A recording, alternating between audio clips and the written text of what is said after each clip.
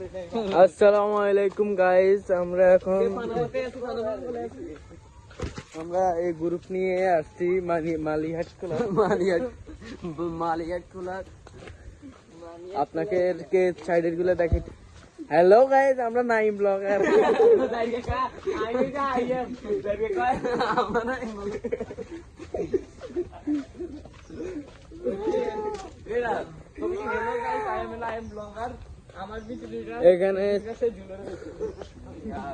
এখানে শুয়ারি চুরি করতে এসে আমরা ব্লগ করেছি।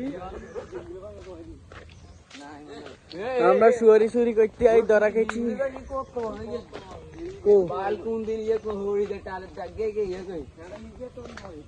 আমরা এখন নদীর সাইডে আছি। সামনে আমার শ্বশুর বাড়ি।